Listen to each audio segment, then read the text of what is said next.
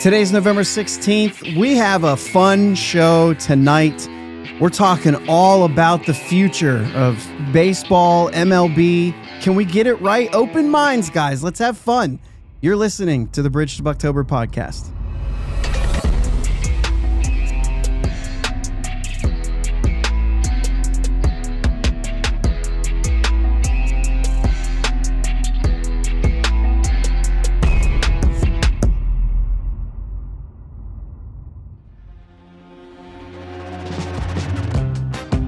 Yins, guys. Thank you for listening to the Bridge to Buctober podcast, where we talk all about the Pittsburgh Pirates and that.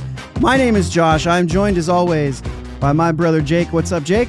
How are you doing? And also joining us is our friend from North Shore 9 and that, Jim Rosati. How you doing, man? Sorry, I don't have a Norm clip for you. Yeah, no. Thanks for having me. I always love being here.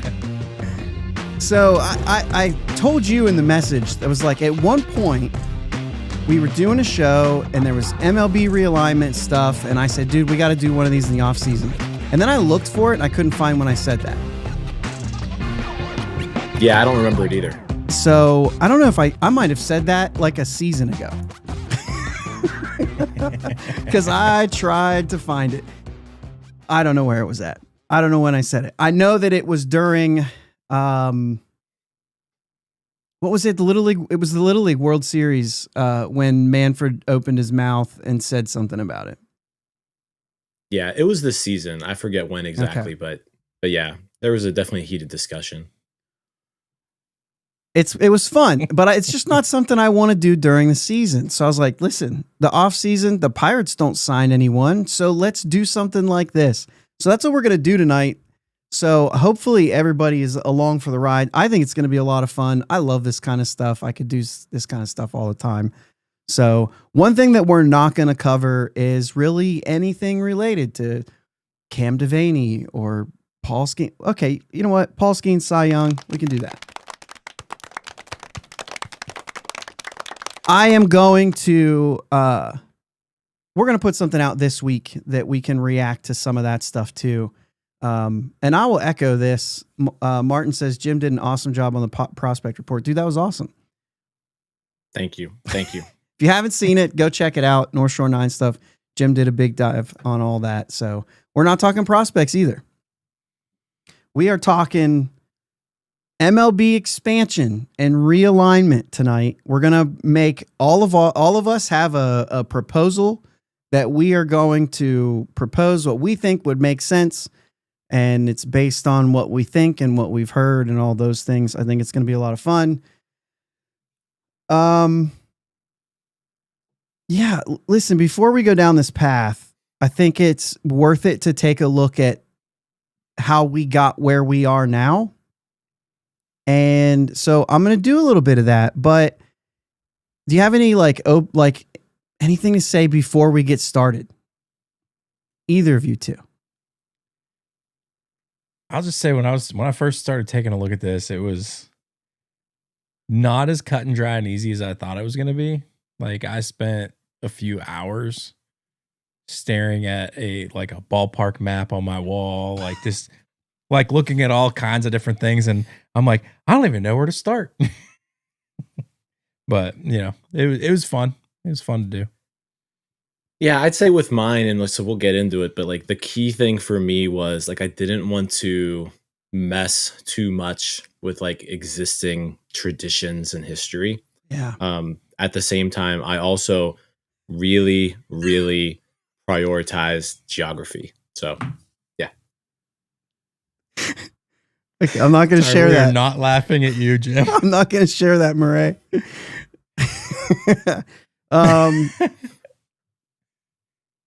That's the band that Jake and I used to be in. Just for the comments there. All right, so let's talk about it a little bit. And Jim, just to echo that, because I was a lot of the same thing, and I think a lot of baseball fans are. They care about the history of the game.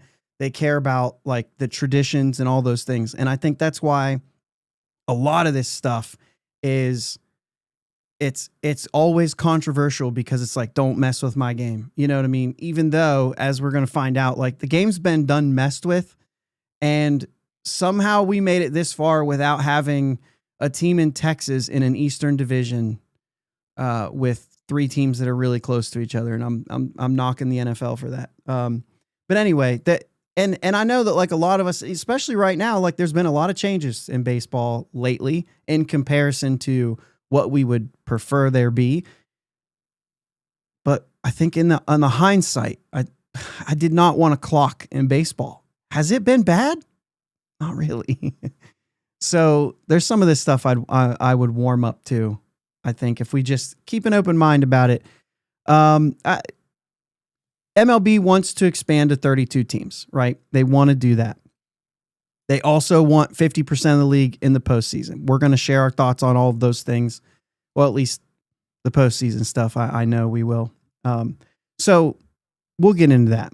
154 game schedule for over 50 years. 1961, they expanded to 162. Actually, oddly enough, the AL did. The NL 1962 went to 162. Teams went from 8 to 10. We're going to see expansion all the way through it. We didn't see divisions until, what did I say? 1969. We saw divisions for the first time. It was just American and National League. Then they split those up into East and West, added some teams, 24 teams. I have all these, like I have all the teams. I don't think we want me to read all the teams that are in everything, right? I mean, there was a lot of teams. The A's were in Kansas City. I'll say that. Washington Senators is now the Texas Rangers. The Braves were in Milwaukee. So like we're seeing a lot of these things, right? The Angels, they stay in the same place, but they kept changing their name because they didn't know where they're at. Exactly where they're at. They did for a while when they said they were the Anaheim Angels. That was what made sense. Anyway. In 69, they also added a league championship series for the first time. That was our first like postseason. Before it was just, you won the most games, you play the World Series. That's it. I'm just going to move past a lot of these notes because I don't think that it's all important. You guys can pipe in if you have thoughts in anywhere. OG says the A's were in Philly before that. So, I mean, there was a lot of movement that I'm literally skipping through just for the sake of... A lot of movement. And I mean, that time too, there was a lot of expansion, like a lot of new teams popping up in like the 60s, 70s. Yep. You know, your Blue Jays popped up, the Twins, like, and then it was like they're moving from places where they weren't before very long. The Royals, you know, it's kind of a newer team too, because I think the A's were in Kansas City at first for a little bit, and then the Royals came along. So yeah, there was a lot of expansion, a lot of moving around, kind of in that 20-year span. Yeah, and then you saw it again in the we're talking just in the 60s. You're going from 8 teams. To the end of the 60s, you had 24 teams. Or 18, so 16 to 24. Just in the 60s. And then you saw them add 4 more teams in the 90s. And then there was some reshuffling. That's where, you know, the wild card came into play. The central divisions were born in the 90s. You saw some teams bounce from league to league. But yeah, since then, though, I guess the only thing that's happened is the Astros moved to the AL. That's really the only change that's occurred since in Milwaukee to the NL 2000, right? Or was that before that? Well, that was before. Milwaukee's been we the literally NL looked at it. Yeah, early 90s. Yeah, yeah. So yeah, it's been a lot of movement, and there's been a lot of weird things that have happened, and one in particular in 1969 when they went to the East and the West. The Cubs and the Cardinals insisted on being in the East. I thought this was interesting because we talk about geography and how everybody tries to get the perfect map. It's almost impossible. It's almost impossible. But then the Cubs and Cardinals insisted on being in the East for rivalry reasons, which put Cincinnati and Atlanta in the West, even though geography tells us that that's the opposite. So just interesting things like that are going to happen throughout. So I think that this is... I think that's part of it. So let me see, where are we at here? So we talked about the 90s. We've got the Central Division being added in 94 and 95. And then 98, you got the Diamondbacks and the Rays, which is still what you were saying. So like, there's a lot of stuff. Milwaukee. Oh, it says so. 98 was when Milwaukee was moved from the AL. Is that right? No, I just have it. In 94, Milwaukee was still in the AL. They moved in 98. Okay. And that's when the 6-team Central started. Yes. Yeah. Okay. St. Louis, Chicago, Houston, Cincinnati, Pittsburgh, Milwaukee. And then in what year, when did Houston move back to the A or move to the AL? 13? Right? Well, no, 98 was when Milwaukee moved. Was it 2013? It was like mid 2000s, wasn't it? Something like that. All right. So I think that basically gets an idea, like, and obviously 2013. Okay. Yep. So then, like, I think that also brings up a lot, like, the divisions have been wrecked a lot. There's been a lot of movement, but also the postseason, we had just the winner. You won the pennant if you had the best record and you played a World's Championship Series, right? And then there was some different things in there throughout the years, but like we added divisions and we started having the division series and championship series to get there. And then the wild card obviously has been, I mean, for Pirates fans, we know very well about that 1-game wild card and what it's become and all that stuff. So there's been a lot of changes. There will definitely be more changes, especially when you go to 32 teams, you are forcing your hand to change something. And I think instead of going through and having something like Dallas in the East in football, do it right. If you're going to do it right. And so I've seen all of your guys' stuff, obviously, because I made the graphics for them, but I think we're all kind of on the same page of what Jim said. We want to try to preserve as much of that tradition and foundation that already exists. So I think we'll start with Uncle Jake. Yeah. So I don't know how you want to start this, but I'm keeping the American and National League together. Like, I didn't move any teams across lines. So I kept the American and National League the same through 2 expansion teams, 1 in each league. So how much do you want me to run through this? I mean, I can see most of it there, but like the North, I guess, hold on, Jake, real quick, just because you said that. If you're listening to this on audio, this would be the perfect one to go to the YouTube page and see, because it's all like right in front of you, and then hit subscribe while you're there. So go ahead. Yeah. So I'll start with the American League. I got in the North, I got the Tigers, Blue Jays, Twins, and White Sox.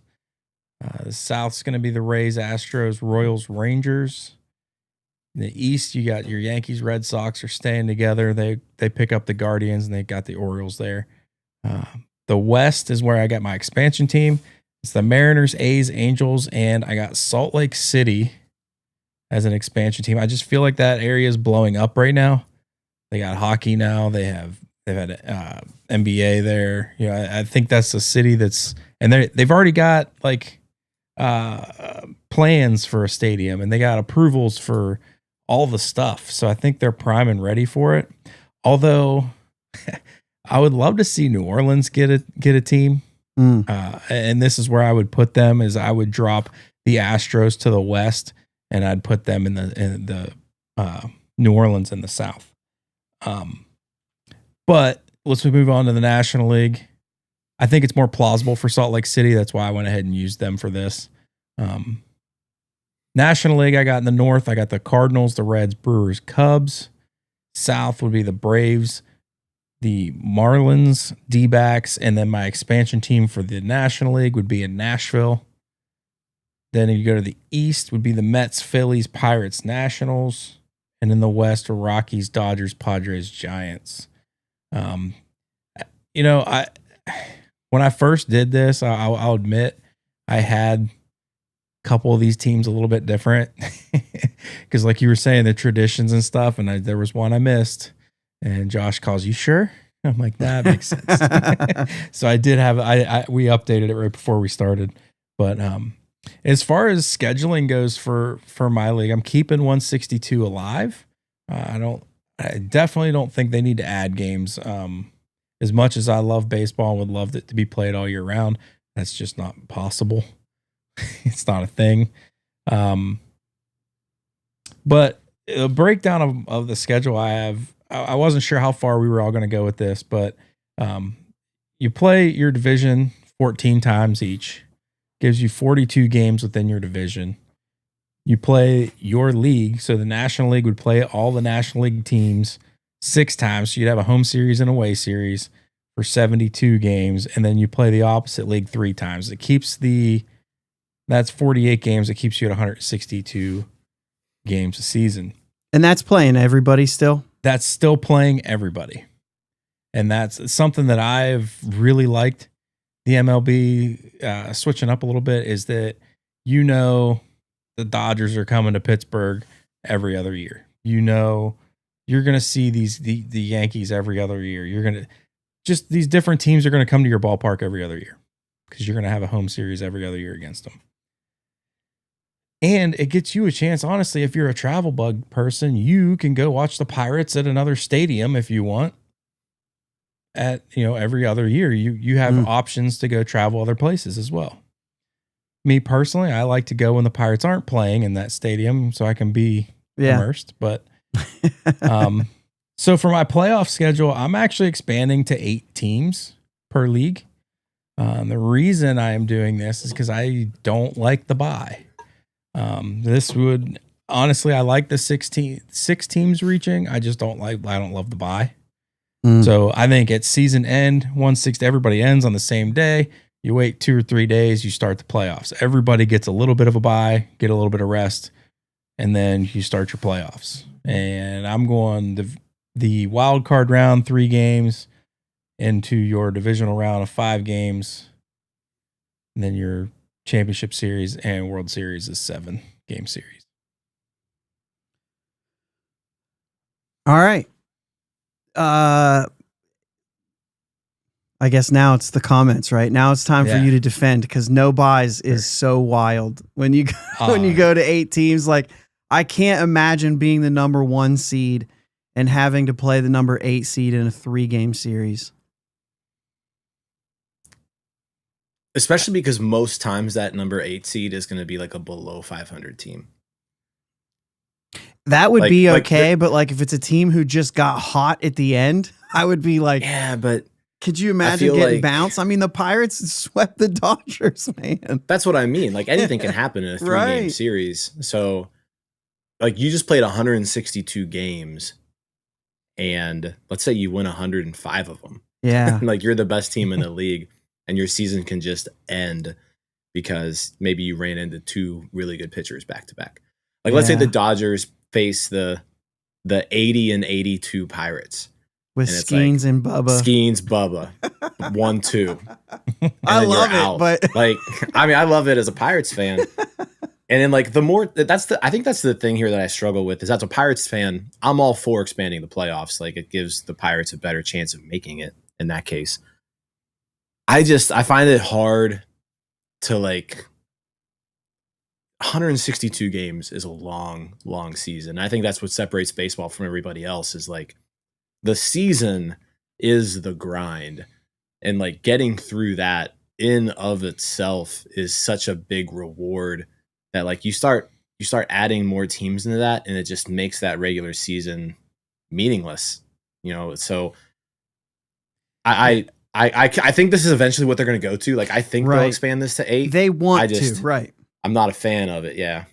I'll be honest with you. Like, if I had it, again, I did all of this based on what I think is plausible and realistic. Right. Personally, 4 teams. If I have 4 divisions, I'm taking the division winners and going to the playoffs. We're done with it.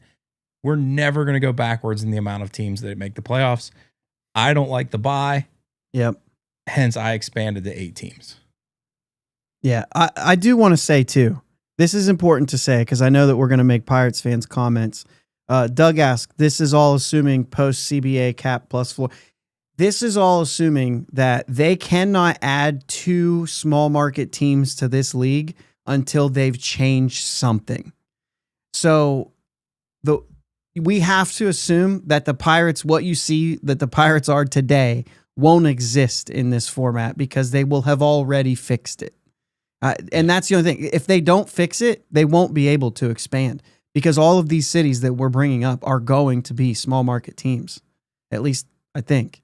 So yes, this is all assuming that they've fixed something, no matter what that looks like, no matter what that has to be. We don't have to go down that path right now.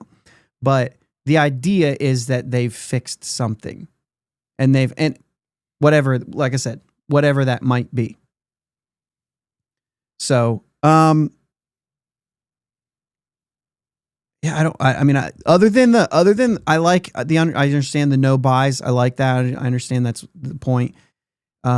It's those games. Anything on the division side here? I was trying to look at this. This is pretty straightforward to me. I think it's pretty straightforward. It's very, very close to what you'll see from Jim too. Yeah, lots of similarities here. I think the thing that I did different is, and when we get to it, you'll see. But, you didn't move anybody around. Like you kept everything in place and just essentially added to it. Mm-hmm. And this is about if that's the route you're going to go, this is as good as it gets. Right. Yeah, I think so too. Yep. Right, well, what do you think about? I'm curious on. So I do want to talk about Nashville a bit. I think Nashville is like a logical city just because like it's super fast growing. It's kind of a similar size to some other small market major league teams. My concern with Nashville is that like you got Cincinnati and Atlanta who still kind of like share that territory a little bit.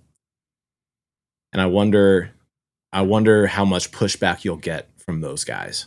I don't know if that has anything to do with it, but just to bring it in, Jake, when you were talking early on, you said New Orleans. 1971, they were very close to getting a team. And it actually was the Cleveland Indians were going to play 30 games a year in the Louisiana Superdome. And it was rejected. It was blocked. But they would have... So they almost did have an MLB team in New Orleans. Sorry. I looked it up while you were there. And so like I said, I guess we probably could have came out and talked about that in the beginning is where do we think expansion will be? I know we'll see it on all of our things, but it's an interesting conversation. So Nashville, the Atlanta, yes, like Jake says, he's in Atlanta territory, Braves territory, and it's 6 hours away from him right now. Mm-hmm. You know what I mean? And so there's still part of that. It's like, yeah, but we only go just down the street and it's now all of a sudden you're Cleveland fans. You know what I mean? So it's, I don't know. Tough. Yeah, no, I get that. I just wanted to bring that up because I think Nashville makes a ton of sense. Yeah. And you'll see on my list, I left them off just for the sake of being different. But I would say out of all the cities that are expansion candidates, Nashville's probably the most likely one, I think. Mm. So on another show, we're going to change all the minor league cities. Pittsburgh, you're getting Columbus. Let's go. I think I got to wash my hair that night. Well, yeah, maybe we should. We could do that offline. I think Nashville and Indianapolis are the only two, and someone check me on this, but I'm pretty sure those are the only two AAA cities that are larger than their major league city. Oh, wow. Nashville is larger than Milwaukee. Indianapolis is larger than Pittsburgh. Huh. So Nashville has a hockey team. Is that it? Football. Oh my gosh. Tennessee Titans. I knew that. I just totally drew a blank there. That's funny. We'll edit that out of the live show. We'll edit that in post. That's so dumb. All right, Jim, you're up, man. Let's see what you got. All right. So I'm going with the same format. I'm going 8 divisions, 4 in each league. I'm sticking with the National League, sticking with an American League. I think it's George here in the comments. He'll like my expansion team. Yep. So the two, I would say I wanted to be a little bit different here, but I have some logic behind these as well. I'm placing an expansion team in Raleigh, North Carolina, and I'm placing an expansion team in Austin, Texas. On top of that, the Houston Astros are moving back to the National League, and the Colorado Rockies are moving to the American League. I did this because, like I said, my main focus here was geography. Like if you look at a map and you put all these teams on a map, they're all very close. Like they're the 4 closest clusters you can essentially put together if you're putting a map here. The only exception is originally I would have probably had Tampa Bay moving to the National League to take Houston's spot, but I didn't feel like it would be fair to have like Braves, Rays, Marlins, and then an expansion team. So to just kind of even things out a little bit, Houston's going to the NL South. Rays are staying in the AL South. But yeah, just from a geography standpoint, like I said, Jake, our divisions are very similar outside the swaps that we made. But yeah, this is what I'm going with. Just like very, very close. No team really has to travel very far to go in division. Mm-hmm. I love being back in the NL East as a Pirates fan, like Mets, Phillies. Give me those guys. And yeah, I feel like we keep intact most of the major rivalries. We're not breaking anybody up there. And again, geographically very close. But yeah, Austin and Raleigh are my 2 teams. Yeah, that's different for sure. I mean, so Raleigh was one of the cities that I had considered. So when I did mine, I was basically interchangeable between Nashville, Raleigh, and 2 others. So like, it's really close. And I'm like, you don't have to change anything if it's this. Yeah. And my to talk about Raleigh for a little bit, it's a little bit farther away from Atlanta than Nashville. So like it's more of a gap. It's not as big as Nashville. So like Nashville definitely has that leg up. But Raleigh also only has one other pro team that you're competing with. Like you really just have the Hurricanes. The Panthers are in Charlotte. The Hornets are in Charlotte. So like it kind of lets you focus more on them a little bit, which I think is important when it comes to these expansion teams. Is like, if you're going to put these in a place, put them in a place where like there's not too much competition for just market share and just your entertainment eyeballs. And because when I was thinking around, I was like Utah, Nashville, Raleigh, Austin, Portland. I took that into effect quite a bit. Austin just makes a whole lot of sense for me. Austin's the largest city in the United States without any of the major 4 pro sports teams. So largest city in the US there. You're also only like an hour and 15 minutes away from another metro that's basically the same size as you with San Antonio, where all they've got are the Spurs. So like you're basically putting, 2 Pittsburgh-sized metros that are almost stacked on top of each other that really seem to just kind of be sprawling into each other right now. But I feel like you could get a really good fan base right off the bat in Austin. I know it's probably like Houston Astros territory right now, but the one thing about Austin is like, it's such a growing city that you've got all these people going to Austin and moving to Austin. Like they're not already Astros fans. They're just going to Austin because of the opportunity that's presented to them there. And I don't know if you've ever been to Austin, but like it's a really cool city. And I feel like it just needs more stuff to do in the summer. And 81 home baseball games in a city that's growing as quick as it is, I feel like a baseball team in Austin would just do really well. Yeah, you sold me. Oh, I thought about the same thing with San Antonio being right there. We were Jake and I were talking before you connected on here, and I was like, "Are they close?" And they're like, "Yeah, they're real close." And I was like, "Well, that works then." For that same reason, it works in favor of it. Yeah. Yeah. Yeah. So those are my divisions. Like I said, I'm moving teams. Format, sticking to the same 162 game season. Jake, our regular seasons are exactly the same. 14 games against your divisional opponents, 1 home series, 1 away series against everybody else in your league. And then you're playing everybody in the other league one more time and alternating, kind of just similar how it is right now. You're not really changing much with the schedule. I'm not changing the postseason either. I'm sticking with the 6 teams. The only difference is instead of 3 division winners and 3 wildcard teams, there's now 4 division winners and 2 wildcard teams.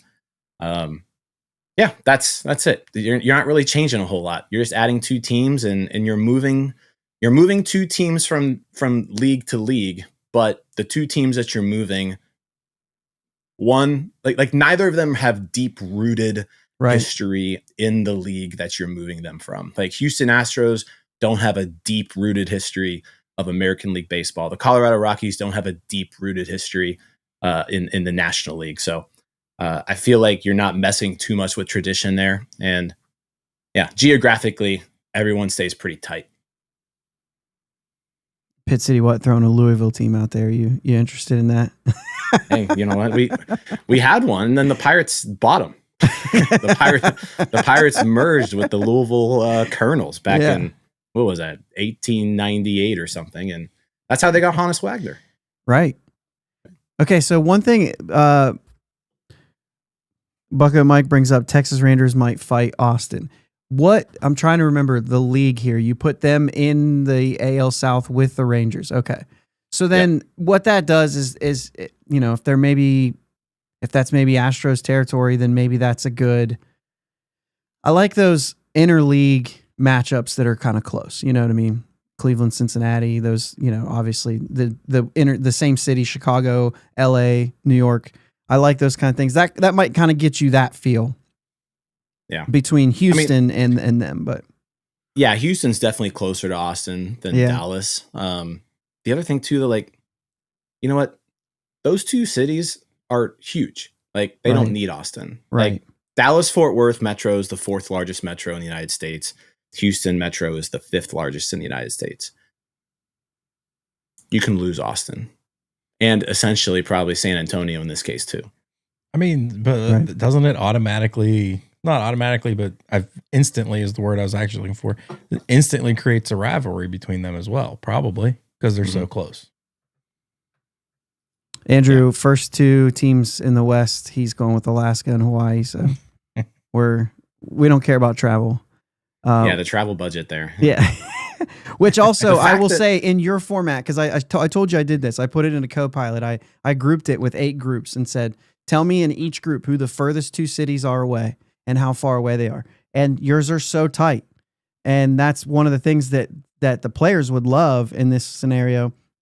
I mean, the National League East is separated by New York and Pittsburgh are the furthest away, 315 miles. So that's very tight. And the furthest is Houston and Raleigh, which is 1,040 miles. I don't have any of my divisions with the furthest away being that close. So, and to be fair, Seattle and Houston are in the same division right now, and they're 1,890 miles away right now. So that would definitely bring everyone a lot closer. I didn't do that for yours, Jake, so I'm sure it's close, but it was a lot of typing, and I was like, I'm not doing it again. Well, Jake's was very similar to mine. I think the big one for yours, Jake, that I noticed was you have Arizona in the South with Miami and Atlanta. That's probably the farthest distance one. Yeah, that one was that Arizona and Colorado are hard to put in any division. They're in the middle of nowhere. Right. And I think that's actually what makes sense when you move the Rockies over, because Jake, if you would have moved the Rockies to the American League, that would have fixed your problem. Right? Because then you would have been able to just put the Diamondbacks in the West, because the Rockies, you know what I mean? You wouldn't have to worry about that. And then you would have just shifted something else. And so I think that's what made that move kind of make a little bit of sense there. So, and as far as the postseason, it's basically going to look like it does right now. Yeah, nothing changes. Nothing changes. All right. Well, that's not the case for mine. That is not the case for mine.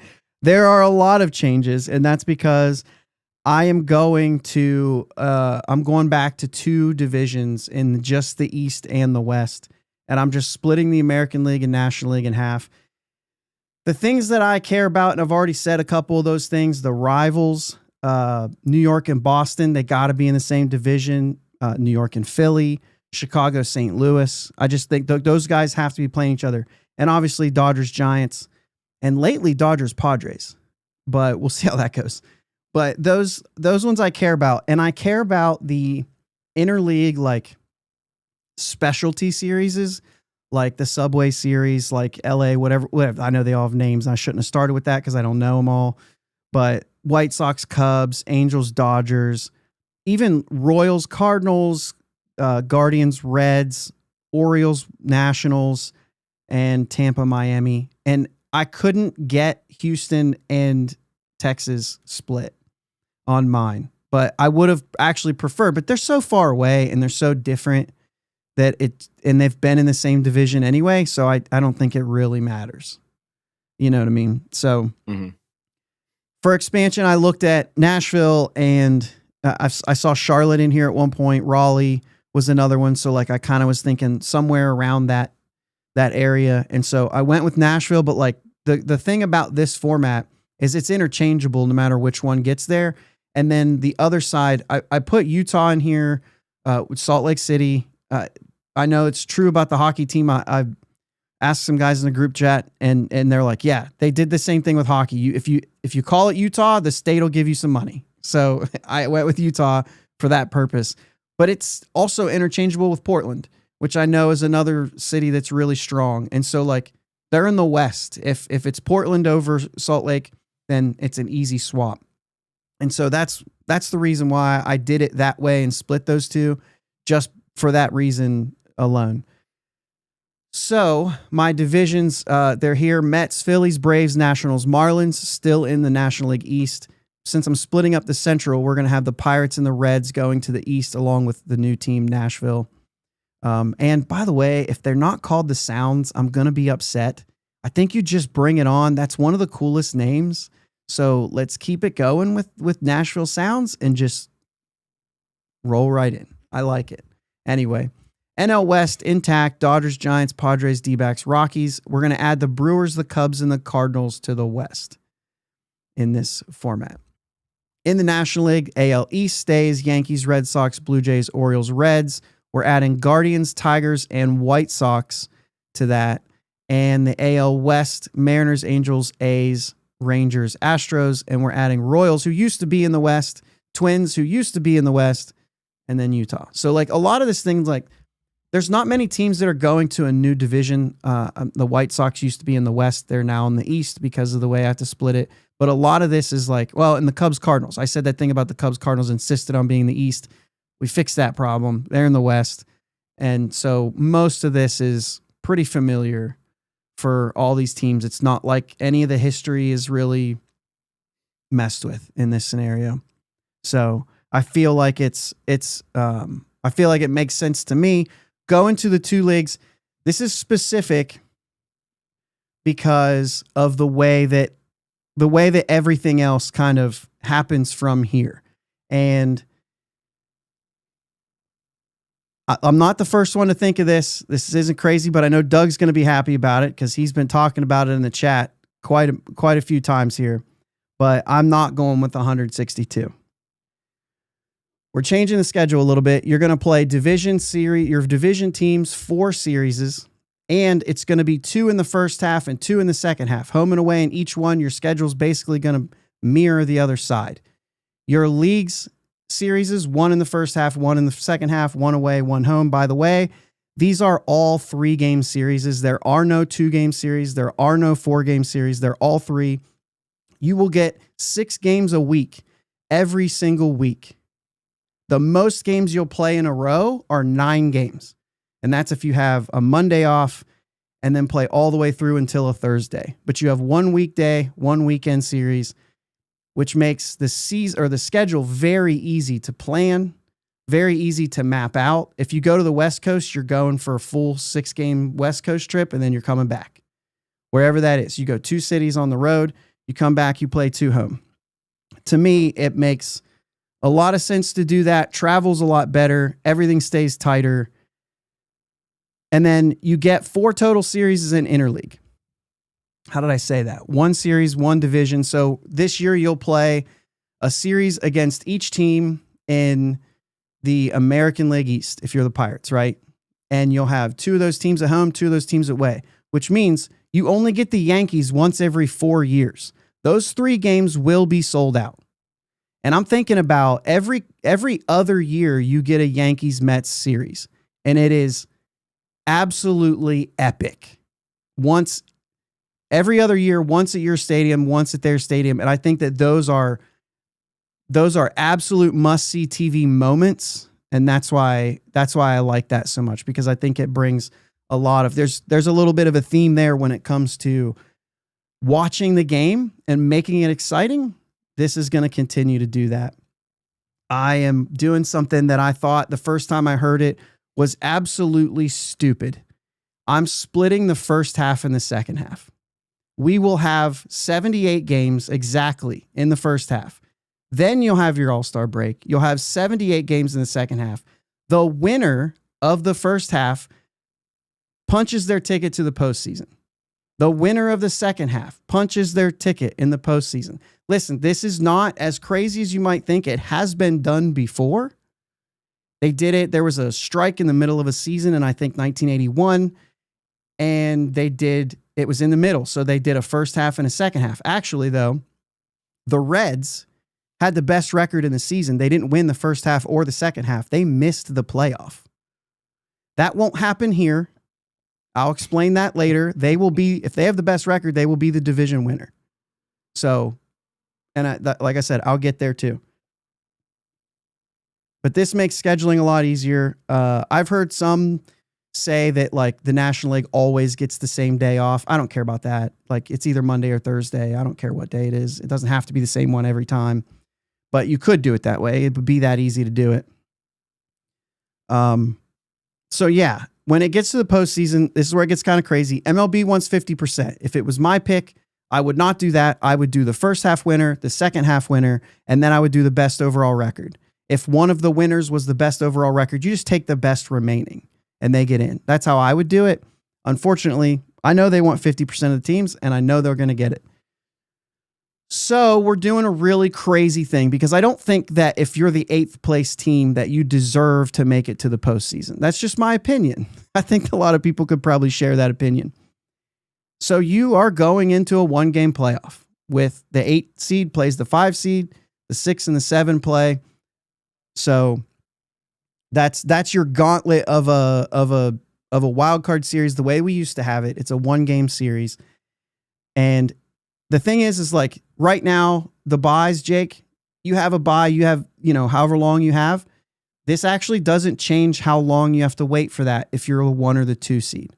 Oh, I should say all 8 teams that make it, the team with the overall best record is the division winner. Doesn't matter who won the first, second. You're just punching your ticket to the postseason, right? But you're the division winner. And then what you do is you take all 8 teams in the league and you seed them by overall record. You're in, but overall record. So if you have a really crappy half, but you win the other half, you still might be the 8 seed. You're not getting that automatically. It's overall record. The regular season is going to mean something again more than it does now by this, because if you are the 5 through 8 seeds, you're in a 1-game playoff, and then you have to fly out that night and get to your next city where the 3 and 4 seeds are waiting for you, and they already have a 1-game lead. You will only play 2 games if you need the second. That 3 and 4 seed start the series with a 1-game lead. I think they do this in the KBO or something. Yep, so like this is something that's been talked about in doing this before. So you have to double dip if you're one of those bottom 4 seeds. You've got to double dip that 3 or 4 seed to even get to the next thing. 3 days, if that third game is needed, 3 days, and then you go you go to the next round. So that 1 and 2 seed, they're not waiting any longer than they currently do. It's 3 days, it's a day off, and you start the division series. So if you're not the 1 and 2 seed, and really the 3-4 seed, you're getting a home game, 2 home games if you need them, and you already have a 1-game lead. So we're not adding like a bunch of things. So you have an elimination game, you have a wild card series that only goes to the max 2 games. What I'm looking at here is watchability. How exciting can this be? Having a pennant race in the 70s of your games, like early, like you're talking June, we're in a pennant race. You have a chance to punch your ticket to the postseason. That's exciting baseball. And then get this, you have a really bad April, didn't get off to a head start or a good start. After the All-Star break, clean slate, you have an opportunity to still punch your ticket, even if you're really far behind. So Pirates, right after the All-Star break, you're in it again. We have interesting baseball to see again because you're kind of in it. And then when it gets to the postseason, your first 3 games of the postseason are elimination games. Everybody gets together for game 7. You don't get like, I just think it's absolute. Like, I think that would be crazy. Now, I hated it when it was the Pirates because why? Because the Pirates were the second best team in the National League and had to play a 1-game playoff. So I'm fixing that. We're reseeding straight up. They would have been the 2 seed in that scenario, right? Not the 5. What was it? There was 5 teams. So not the 4 seed. So that's why I like this format the best. So that the Doug, did you get the clarification on the 2 game? I saw that. So, Doug's calling me out here.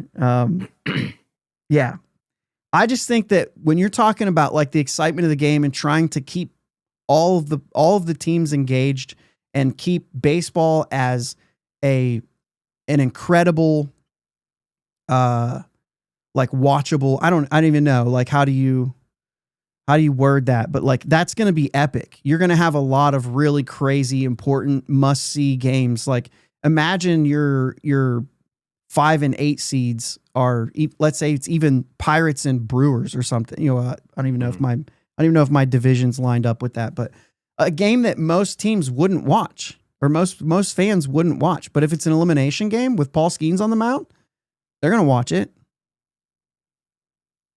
Because he's throwing game 7, essentially.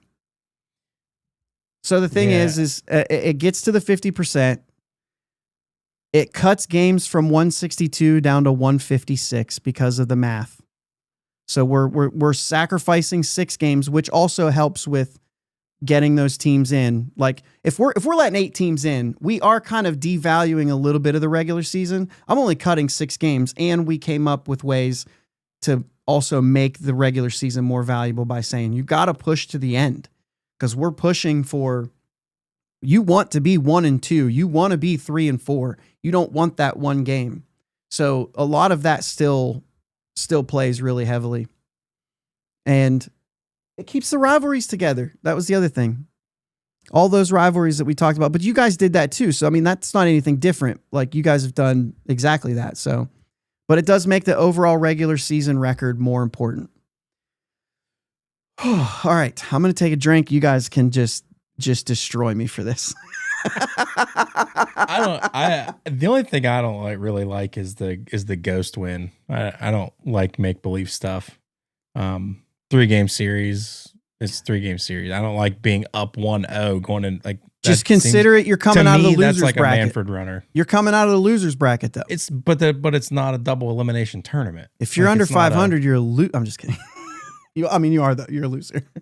Personally, I would just rather cut the 2 teams, the bottom, and just play and so the elimination games and go straight to a 3-game series. Yeah. So a couple things here, because that is like, obviously that's something that we've even said already. Like, the reason I think it's possible, other than I did mention, like, it's not any more time off. The teams with a bye, they're not waiting any longer than they are today. And I think early on that looked like it was a problem, but we're seeing more now that's the days off aren't a problem. Those teams are bouncing back just fine. And I also think that, like, for all the people who don't want 8 teams in, this makes sense because it's if you're one of those bottom 4 seeds, it is going to be hard. And that's the thing is I'd rather just have, I mean, like you said, I'd rather just have 4. I could go 6 teams though. I could do first and second half and then best overall record. If it's one of those, like I could do that. That would be my preference is just go 6, have a 3, 5, and you know what I'm saying? And go that way. But getting to 8, this is my sacrifice. Okay, then they're not going to like it. They're going to have to climb out of this hole.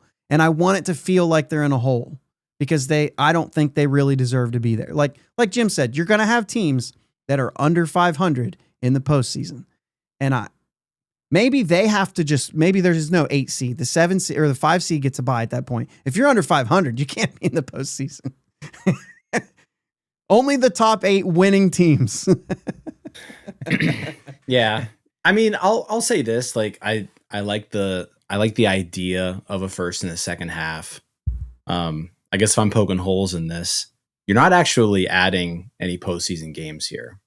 Mm-mm. Like it's the same amount of games, which leads me to believe, then why in the hell are we giving up 6 regular season games? Like I feel like you're losing out on 6 times 15 is 90. You are losing 90 baseball games with this schedule. But we're adding more teams to the postseason, and those games are ones that people will actually watch. Nobody's watching the Guardians and Tigers at 1:00 p.m. on a weekday. Nobody's watching 25,000 people who go to those games and buy tickets. And like, I think that's the thing is like 90 games is a lot. And then that's what you're taking away in this scenario because you're not actually like you're shortening one series right, and you're adding another one. So you're not actually adding any more postseason games.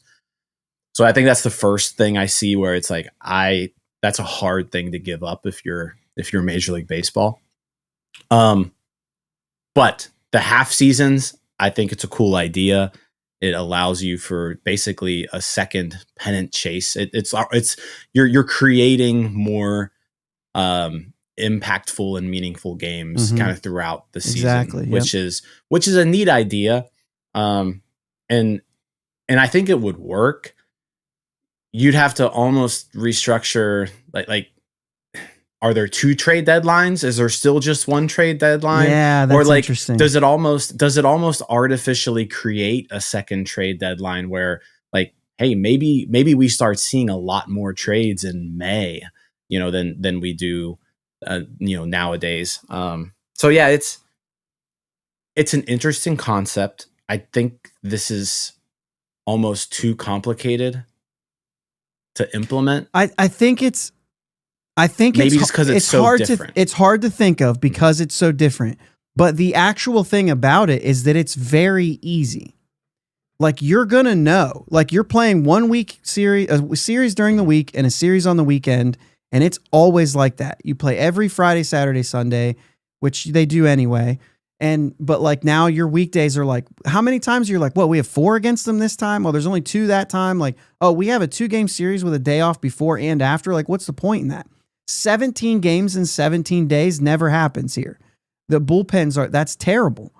You're creating, I wonder if, and maybe it's TV, right? Maybe it's TV that loses on this, but like tickets, though, I think that because you're adding so much more interest, I think that you're actually going to sell probably the same amount of tickets or more, even if you're losing those games, because you're now creating like I said, June is going to be exciting.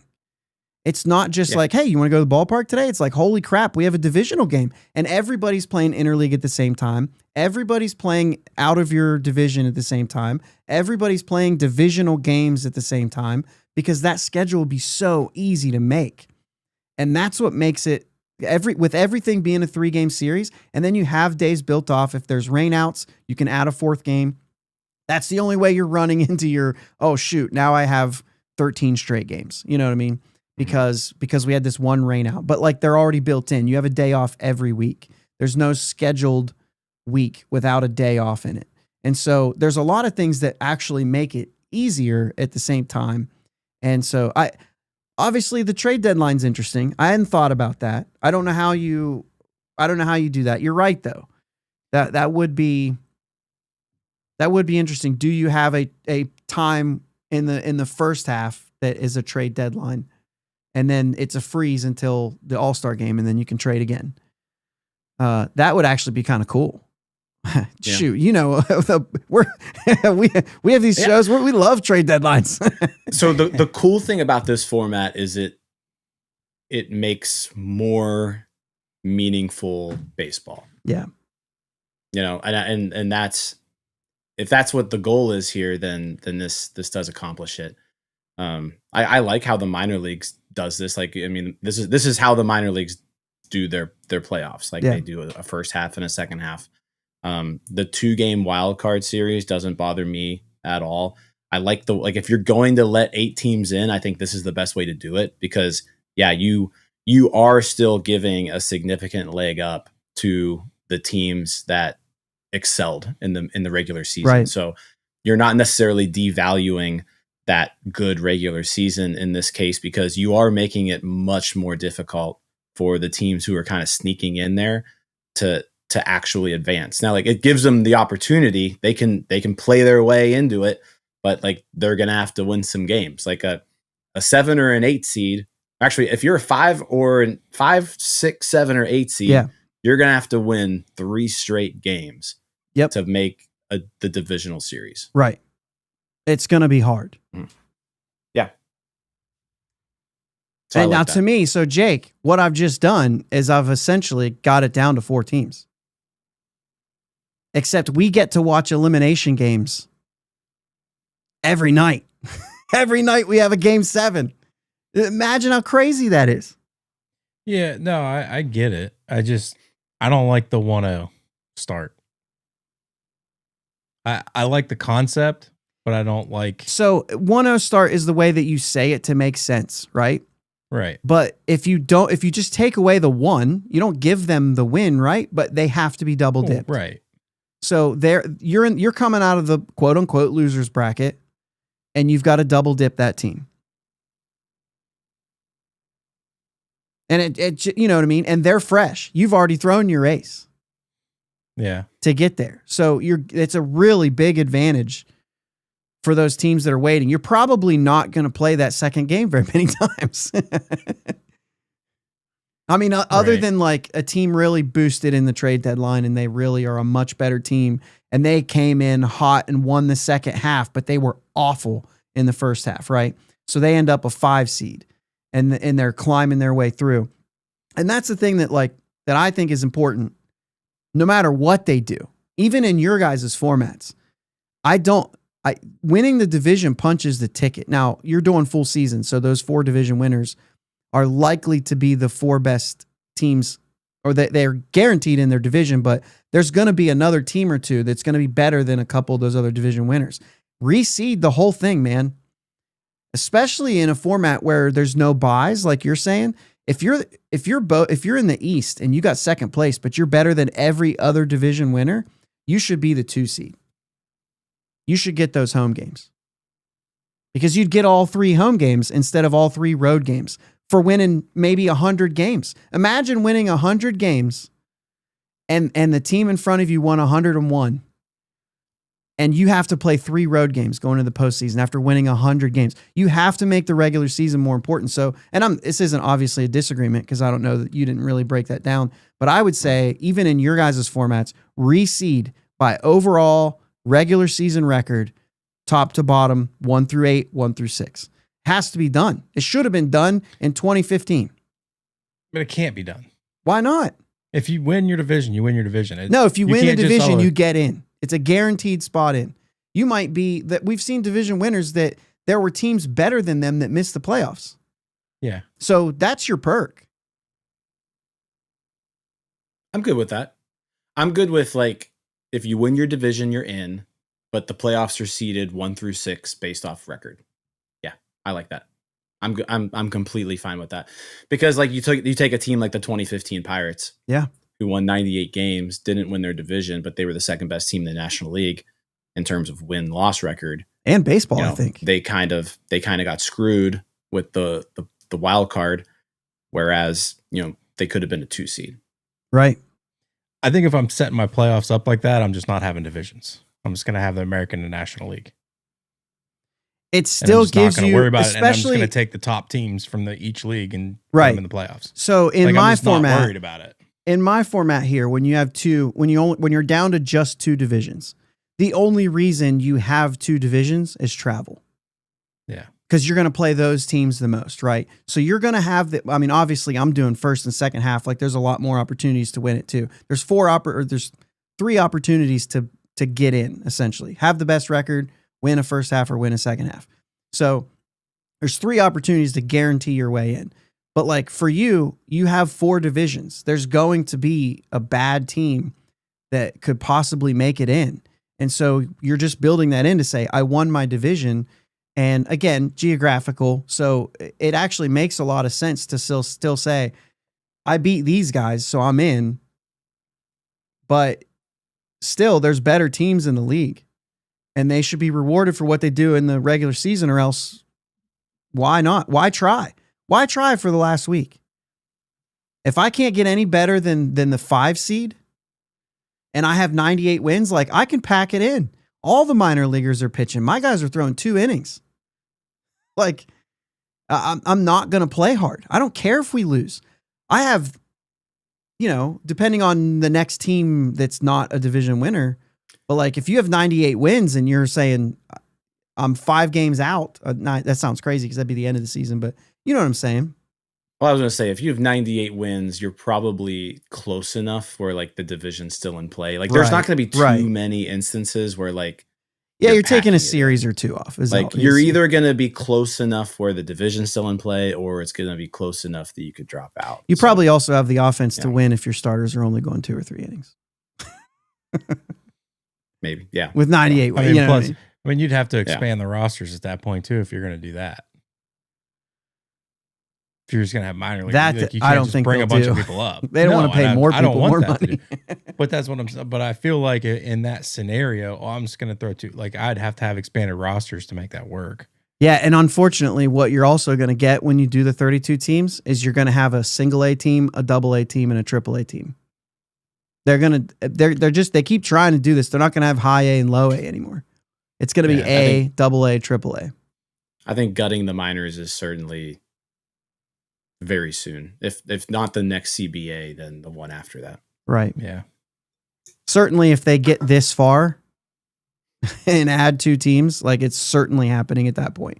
Because then those other teams, like you've got to create minor leagues for those other teams too.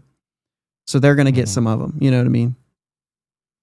So Greensboro is now Nashville's minor league team. I mean, the teams are out there, right? I mean, they've already gutted this once before. So yeah. There's 16. I mean, there's 16 New York Penn League teams who would love to have an affiliation again. Yeah, bunch of South Atlantic League and Carolina teams that got lost too. Yeah, I will say at this point, like if MLB comes up and we're talking, what are we talking? I mean, this is a ways off. It doesn't, but it doesn't mean it's not a topic of conversation now. But I don't know if expansion is that far off. I think they got to fix small market situations before, but yeah, I mean, is that far off too? I don't know. What do they do? And well, we don't want to go down that path right now, but that could be for another show. But I think, and I mean, I guess I have to look at it. Do expansion teams need to be collectively bargained? No, I mean they can just come, right? I don't know the rules. Good question. Like but they're going to be a small market team, right? So yeah, at least but they eventually. they don't really seem to care much about the current ones. So they just want the money that comes with expansion. So yeah, I guess my question is, does it need to be? If it needs to be collectively bargained, then it's probably not coming until 2032 at the earliest, and that's when it would be like greenlit, and then it's probably not happening until 2034. But like if 2028 they come out with a CBA, like could we see expansion in 2030? I think that would be a goal of theirs, is to if I'm Major League Baseball, I'm trying to get to 32 teams as quick as possible. Yeah. And Manfred specifically, this is on his list. Mm-hmm. So I think he's going to push.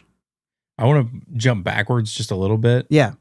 So jump into the 156 games is what you said, right? Yeah. If you count the 2 new expansion teams being added to the schedule, I think it turns out that you're actually adding 132 Major League Baseball games to the schedule as opposed to 162 of 30 teams. That's a good point. So you're losing it from your the- guys' model.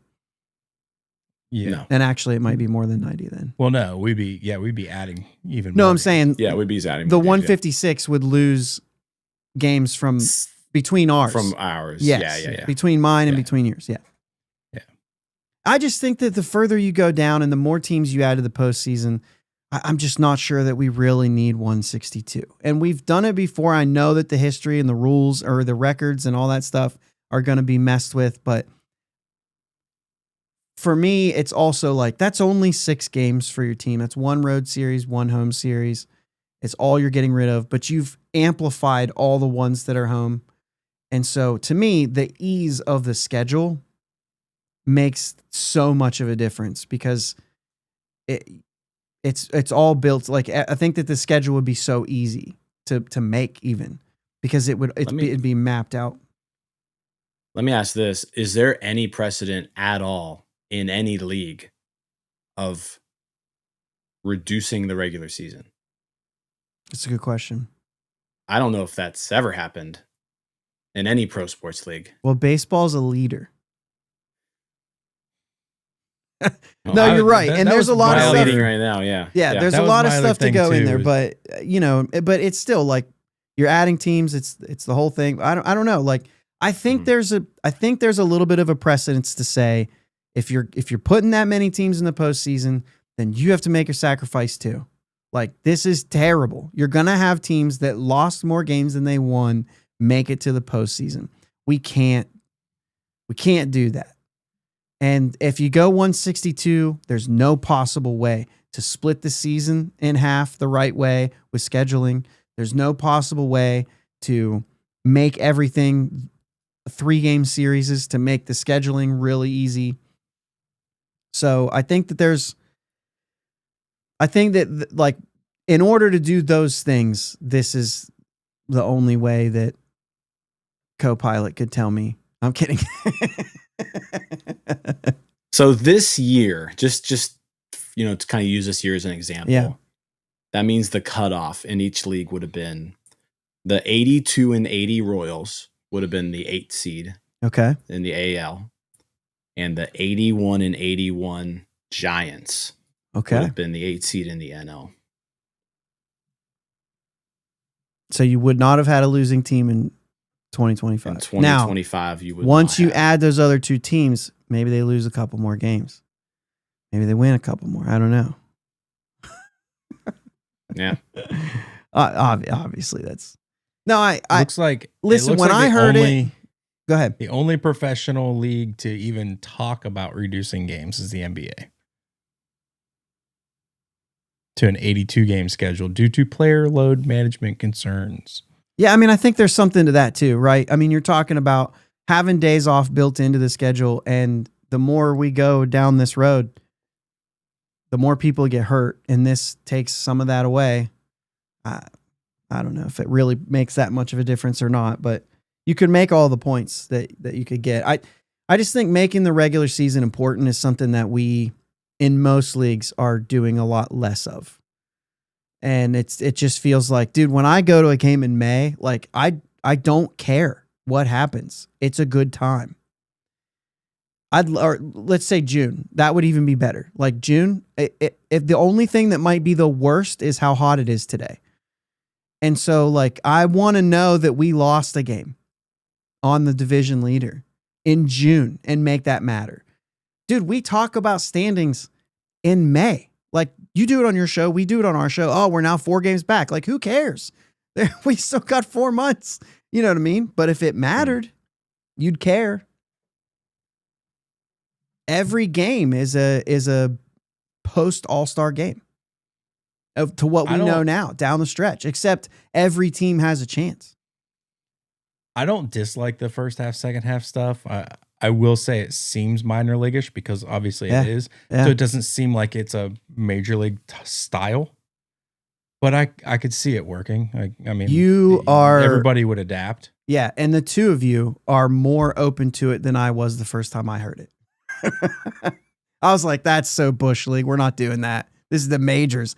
And then the more it was explained, and I saw it a couple of different places, and I'm like, man, it is. It's that whole, like, you want fan experience to be better. That's what I liked about it.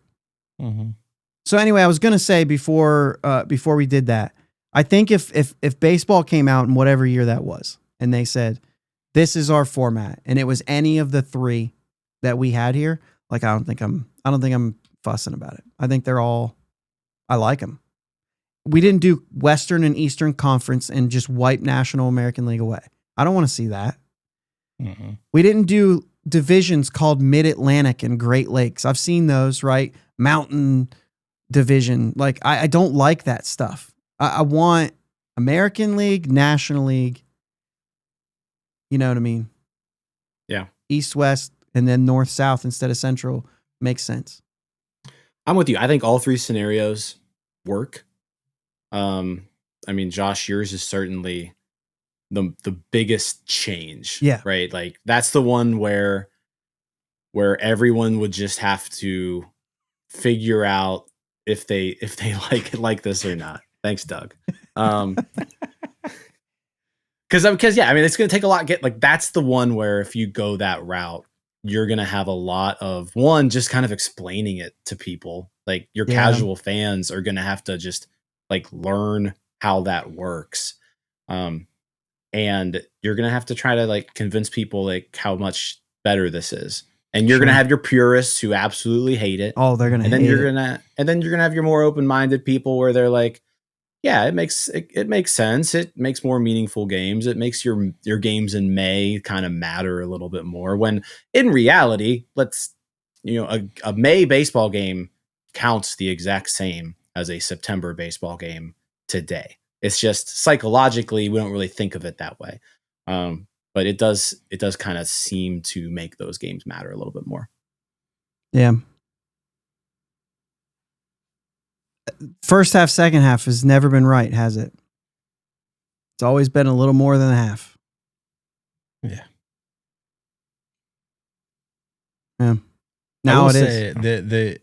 I feel like because everything's media driven, everything is TV shows and marketing and all this stuff, with having more changes to explain gives MLB Network more topics to talk about. Content. It gives them a whole nother show that they can dedicate to. This is the new layout. We're going to break it all down. Yeah. It does create a lot more content for people to cover. We would have stuff to talk about. Yins would have stuff to talk about. Like, it does create a lot more content for media purposes as well. Graphics people get to make all their graphics for in-game. This is what happens in this scenario. Yeah. This is what's going to happen in the next 2 days. Well, I mean, that's the thing. Like, how different is a broadcast in September than a broadcast in May? Like, it's just, or June. Like, it's very different. Mm-hmm. And you're looking, they're bringing the standings up. Like, they bring up the standings at the beginning of the game. They're not talking about it in the seventh inning. Right. You know, but a pennant race, you're talking about it. You know what I mean? So I think, I don't know. I think that I should have looked up, like, when would that put the All-Star break? Like, when would we hit that 78 game mark? I mean, like the middle of the season is going to end up being like end of June, probably. Yeah, maybe like the first week of July instead of the middle of July. Like, you're looking at. Yeah, because I want to say, like, right now, first half is like 90 games. Second half is like 70. Right-ish. Right. We don't actually split it in half. And then we're like, man, this guy hit way more home runs in the first half. He's like, wait, 10 more games. Yeah. You go on one hot streak and it's going to make a big difference. But no, I think those were the sort of things, like, to me, when I heard this, I was like, that's stupid for like 5 minutes until we get to the end. And then I'm like, this actually seems more simple. Once you get it, it's going to be easier to follow than what we follow right now. So I'm curious on something. Like, let's just look at last year as an example, because obviously we're Pirates fans. Mm-hmm. The Pirates would have been out of the first half very quickly. Like Very just quickly. like they were, just like we were done with the regular season. It would have been very, very quickly, right? Yeah. But I'm curious on like what would the second half Pirates have looked like? So without breaking it, you can use first and second half if you're looking at that, right? So I'm looking, if you go from June 30th, well, Okay. let's go ahead and make it actually June 29th. So if you go June 29th to the end of the year, that's 81 games. Perfect.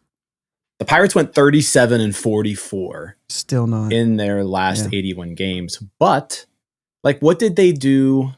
Like, let's take the trade deadline out of that. Like, let's just say, like, what did they do in June? Like, what did they do in July? Right? Like, those are the best. in July, they were 16-11. They were the fifth best team in baseball. Yeah. So in this scenario, if there was a second half, the Pirates would have been the third best team in the National League at the end of July. By how for many the second games? half? They would have been ahead of the Cubs by 2 games. They would have been behind the Diamondbacks by 3 games for first place. So you're 3 games out. So you're 3 games out with 2 months to go at that point. So like, that's what I'm kind of saying. You're going to like, make a trade more often than you're not. depending on, is the trade deadline still July 31st, or do you maybe push the trade deadline back to August 31st to kind of give teams a little more time? But like in this scenario, you know what I'd love to see? I'd love to see the trade deadline. Like, I'd love to see a blackout for the first half. like you can't make any trades until the halfway mark, and then you have a window of time in that second half. Like, you got to go with what you built in the offseason. Your trade deadline is opening day. Yeah. Something I kind of like like the that. idea of maybe 2 deadlines, like maybe having one May 31st and then another one August 31st. If you're going to do it that way. But make it earlier to make sure that we make moves in the offseason. So make it April 31st. Make it or opening day. Like, you first half, you go with what you built. And then injuries, all those sort of things. Now you can make moves. So you can make them during spring training. And then you can make moves from the All-Star break till, just use July 31st, right? Whatever it is. Yeah. Whatever you make it at that point. That might be, obviously rabbit hole now, but that might be exciting too. And it makes you do something in the off season. I literally am just trying to think of how to make the game more interesting for fans. And that's what I keep grabbing onto. Is like, I want to make these things. That's why I'm saying, like, you're only going to host the Cleveland Guardians once every 4 years for 3 games. That will sell. You only get that chance every 4 years. Once Doesn't during your sell now though. What? It already sells. It already sells. Okay. Yeah. What is it? Every other year right now? Yeah, it's every other year. Like when the Yankees come to town every other year. It's well, the sold Yankees, out. yeah. Red Sox different. come down. It's going to sell out. So. Yeah, that's different. That's the one part of yours I didn't like. Okay. I don't like not playing everybody. That's the one change that I really enjoy about Major League Baseball that they've done recently, is like, you play all other teams at least once throughout the year. I do like that a lot. I bet, thinking Dodgers fans are like, why are we playing the Pirates? I ain't watching those games. No, you're not, because you're getting swept.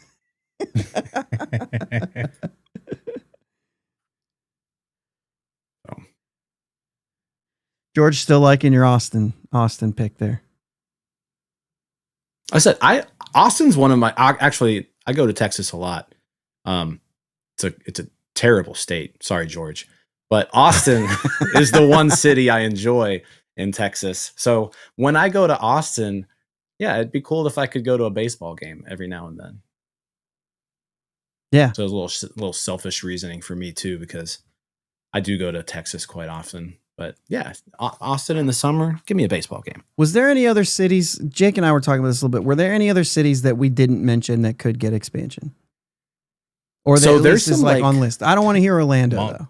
Montreal. What about like some fun Montreal. ones like Like, what about Mexico City? No. Here's Jake's It's the next largest- statement. Jake's next it's the- statement. What do you do with the Blue Jays, Jake? Get him out The of Canada. it's the biggest city in North America. That's Largest city in North America. That's fine. You'd have some MLB is the America's pastime, not North America's pastime.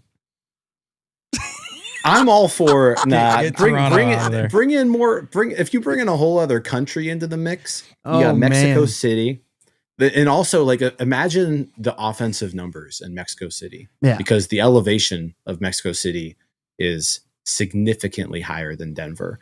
Like your offensive statistics in Mexico City would be wild. Oh, they'd have to like Yeah, but make then- they'd just make the field huge, and It'd then be massive. every base hit, like you'd never be able Yeah. to catch a fly ball. When you go You'd to have, like, a Mexico City, you get bajillion 4 triples. outfielders. Yeah. 10th man. 10th man. Slow pitch It softball. would create a lot more, like, it's just even more issues. Like, already, the players from Colorado have a hard time making the Hall of Fame. Because they're Oh, for sure. They're, you know, Yeah, I mean, just rely on plus stats. Like your weighted stats would still be there. But yeah, Mexico City, 7,349 feet above sea level. Jeez. Like a mile and a half above sea Jeez. OG says put a rover out there. level. But no, like if you want to get real crazy, Mexico City kind of popped up in the mind. None of us actually said Portland on our list, but I think Portland's certainly a city that's in play. Yeah, I brought up Portland to say it's either them or Salt Lake City would be really interchangeable. Now, if Yeah, it's them I and thought Salt of- Lake City, then that would cause a problem with mine. I thought of Portland. I just ended up, just with the way Salt Lake City's blowing up right now and Utah's getting all these teams now, so I just figured that's the smart play. What do you think about this one? And this is, I don't know if it'll happen just because of like economic reasons, but Santo Domingo. Like, what if you bring the Dominican Republic into Major League Baseball? Like that team will have an insane following. Yeah. Like, imagine if that team like acquires a Dominican superstar. Like, that team's gonna sell out games. They're gonna have huge crowds, ruckus crowds. Yeah. I feel like that's almost like a market that you wouldn't miss in. The problem would be, obviously, from like an economic standpoint, the Dominican Republic just isn't really in the same stratosphere economically as the United States. So like, do you have like I don't know if you could sell out a baseball stadium of $50 seats, 81 times in Santo Domingo. That's kind of where I think. Oh the issue yeah. would No, I mean lie- it would have lie. to change. Yeah, and MLB would have to be paying for that. Like, yeah, like your revenues there probably would be a little skewed just because, I mean, it's just it's a different economy down for sure. Greg likes Montreal, Nashville, New Orleans, and Mexico City. I thought about, like, just because of the way everything is so spread out, I couldn't find a city on the map that would be worth having it out in the middle of nowhere. But like a place like Oklahoma City might be able to pull it off. It'd give you another team in that weird region to tie it in a little Yeah. bit with like the Rockies and like, but like you're looking at a team like Seattle just out there. Yeah, you like to There's say like, no well, one it's so close close. to Dallas, but like, so I mean, there's in the Yeah. East Coast, there's so many teams that are so close to each other. I mean, you think about Oklahoma that. City. Philly, Baltimore, Washington are all right there. Yeah, and like from a population standpoint, if you're looking at metro area, it's Milwaukee, Raleigh, who we talked about, Oklahoma City, and then Louisville. Like those four cities are kind of jumbled together. The difference is Raleigh is growing much, much quicker. So yeah, but I mean, Salt Lake OKC City's elevation, by the way, 4,226. So not quite Denver, but like you're still talking about, it's Yeah. up there. Yeah. I don't know. I think Indianapolis every once in a while. I don't think so. I mean, they've got basketball and football already.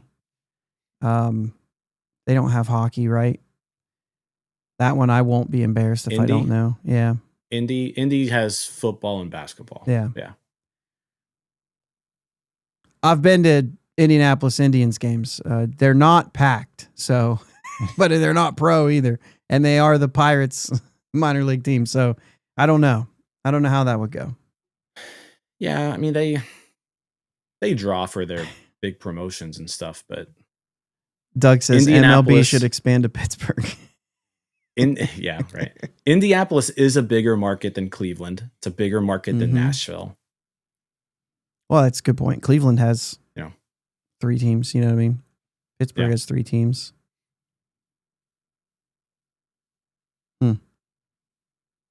I think this stuff is a lot of fun. I hope that everybody listening thinks it's fun too, or else you probably turned this off a long time ago and I'm not talking to you anyway. So, but Jim, thanks for coming on. I don't remember when that conversation was, but I knew you'd have a lot of fun with this with us. So Yeah. No, thanks for having me. It's always a good time being on with you guys. Go ahead and tell everybody what you got happening and doing and upcoming. Yeah. North Shore 9 podcast. Lots of off-season content, multiple shows weekly, YouTube, anywhere you get your podcasts, all that good stuff. Go check out the prospect video that Jim just did. Yeah, check that out. It's a good nap Shout out Cody. video. I'm just kidding. Cody did a really good job with the editing on that one. So shout out Cody. Shout out Cody. Cody's a good dude. Jake, you got anything else? Yes. Oh, this was fun, man. I put a little more thought into this than most of our episodes because I had a little bit more time this week. But yeah, it's an interesting concept. It's coming. Something is coming like this eventually. So it's fun to kind of prepare our minds for it ahead of time. Yeah, like just in general being a part of the discussion, you know what I mean? And making sure that they don't do something stupid. Not that they'll listen to this. Right. But, you know, everything has legs. Everything goes somewhere.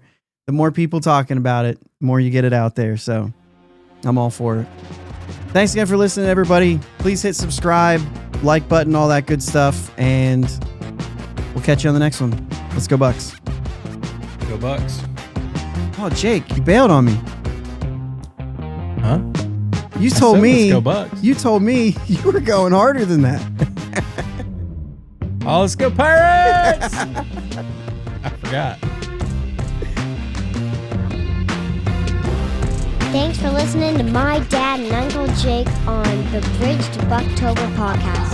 Follow them on Twitter, Facebook, and Instagram at Bridge2Buctober. Don't forget to subscribe so you know when new episodes are released.